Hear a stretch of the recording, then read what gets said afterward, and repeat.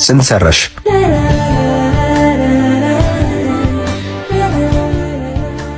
ይሄ ምንድነው? ብር ነው።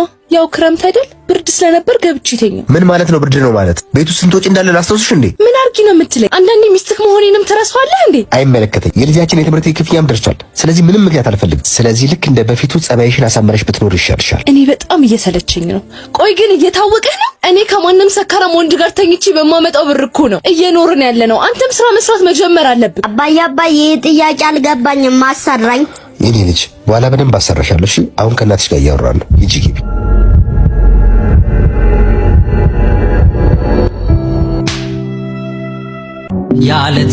እስቲ ረፍ። ሰሞኑን ግን ጓደኛችን ላይ ምንም አዲስ ነገር አላየሽ? ቦታለሽ በል እውነትህን እኮ ነው። አንተ ምን ጀመር? ሰሞኑን በጣም ደስተኛ ነህ፣ ግን ደስ ብሎኛል። አትናገርም? አለበለዚያ ግን ታውቃለህ። ደግሞ ከመቼ ጀምሮ ነው መደዋወቅ የጀመርነው? ቆንጆ የምትረዳኝ ተማሪ ሴት አገኘ። እኔ አሁን ምርር እያለኝ ነው። ከማንም ወንድ ጋር እየተጋደምኩ ብር ማምጣት ሰልችቶኛል። ለምን በየቤቱ እየሄድሽ ከወንድ ጋር እየተጋደምኩ ነው ባልን ማስተዳደሩ? አትይ። እስከዛሬ ስትሰሪው የነበረ ነገር አይደል? ዛሬ ምን ተገኘ? እንደዚህ ትጨቃጨቃጨቅኝ? አንዲት ነገር ልጄ በሰማ እገልሻለሁ። ትሰማለህ? እንደዚህ አይነት ህይወት ውስጥ ሆኜ ካንተ ጋር የቆየሁት በፊት በጣም ስለምወድክና ጥሩ ጎን ስላለክ ነው። በተጨማሪም ደግሞ ልጅ ያለ አባት እንድታድግ ስለማልፈልግ ነው። በዚህ ሁኔታ ግን አባቴ ለምለም ተጨቃጨቁት። በፍጹም ልጄ፣ ከእናትሽ ጋር አንዳንድ ነገሮች እያወራን ነው። እሺ አይደል እንዴ? የኔ ልጅ እኔና እናትሽ በጣም ነው የምንወድሽ። ሁለተኛ እንጨቃጨቅም። እሺ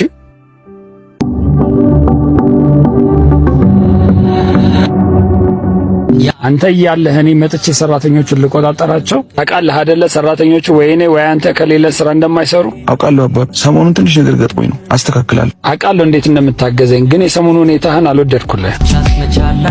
ወንድምየው አንድ ቤቱም ሆነ ትሰጥ ይገባና ማላገኘ አላፍቅህማ።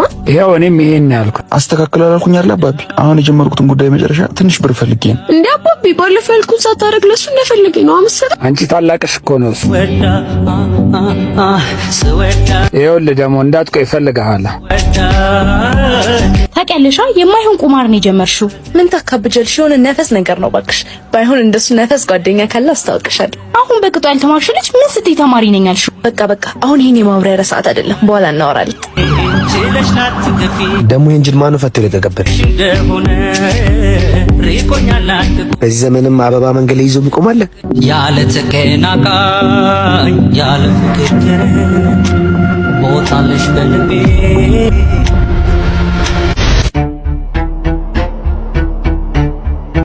ምንድነው?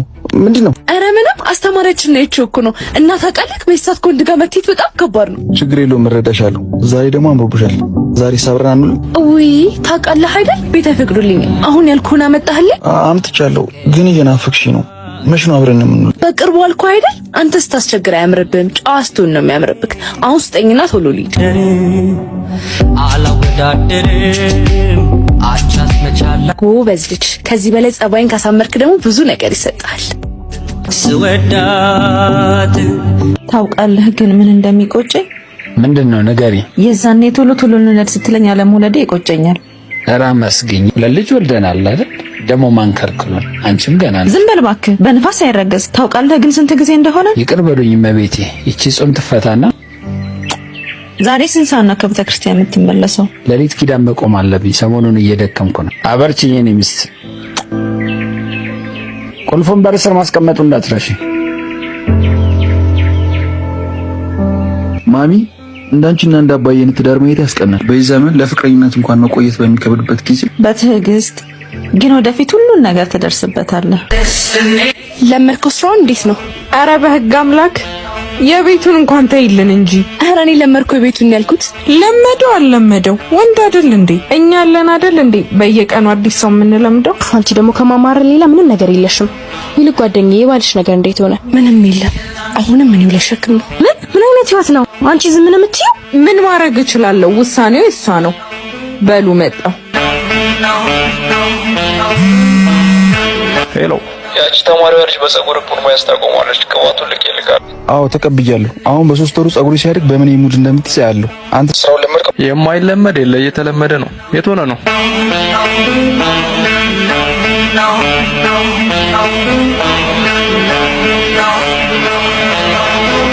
ዛሬ ደግሞ ሰውዬሽ በነጠላ ነው። ሃሎ ስልኩን ተውና ወደ ስራ ከስተመር እየመጣ ነው። በቃ ከስተመር መጣ መሰለኝ። የት ሆነ ነው?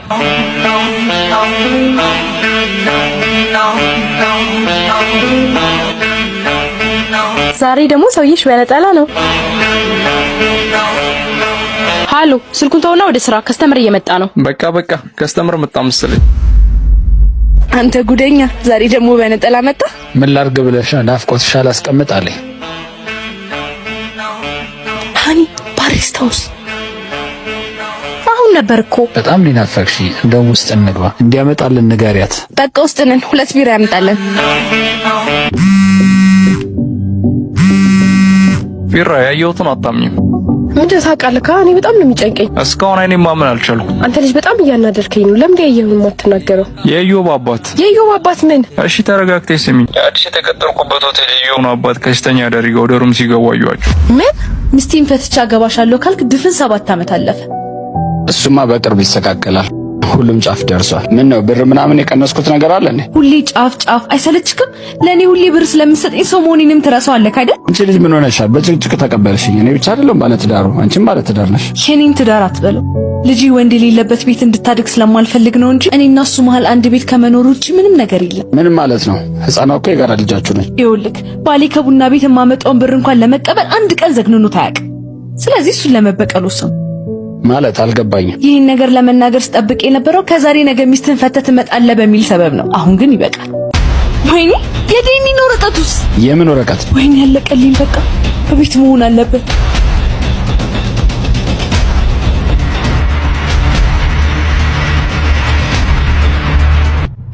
አንቺ አስደነገጥሽኝ እኮ። አንኳኳትም የለም እንዴ? ለማንኛውም ጥሩ ሰዓት ነው የመጣሽው። ምን ነው ፈልገኸኝ ነበር እንዴ? አዎ ፈልጌሽ ነበር። ለረጅም ጊዜ ክልክል የነበረው እርሱ ጉዳይ እንዳለቀ ነግረውኛል። እና ይህን ስራ መስራት ታቆሚያለሽ። የቱን ስራ አልገባኝም። ምን ማለት ነው? ስንት ስራ ነው ያለሽ? እንደ ዕቃ መኖሬ ሳያንስ አንተ በፈለግከው ጊዜ ከዚህ ስራ ውጪ አትውጪ የምትለኝ ሰው አይደለም። ሴትዮ ላስታውስሽ እንዲህ በኩራት የምትመኪበት ስራ ከአስሩ ወንድ ጋር መጋደም እኮ ነው። ብቻ ይገባኛል። ድጋሚ ወደ ኋላ እንመለስ። ከዚህ በኋላ ሁሉም ነገር ጥሩ ይሆናል። ብሩን እቀበላለሁ። አንቺም የራስሽን ስራ ትጀምራለሽ። ከዛ በኋላ ልጃችን በሰላም ማሳደግ ብቻ።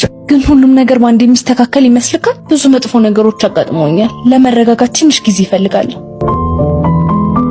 ጨርሻለሁ። ትዕዛዙ ከዛሬ ይጀምራል።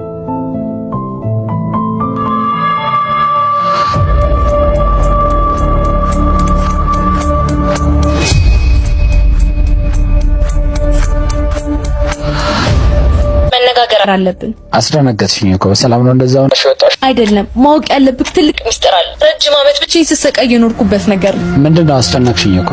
ስለ ህፃኗ ጉዳይ ነው። ስለ ልጅሽ ነው እንዴ? ዲኤንኤውን አግኝቻለሁ። ስለምን ዲኤንኤ ነው የምታወሪው? አረ ስራ ቦታ ስላለች ልጅ እያወራን። ከዛ ስራ ጋር የተያያዘ ማንኛውም ሰው እንድታገኝ አልፈልግም። እሺ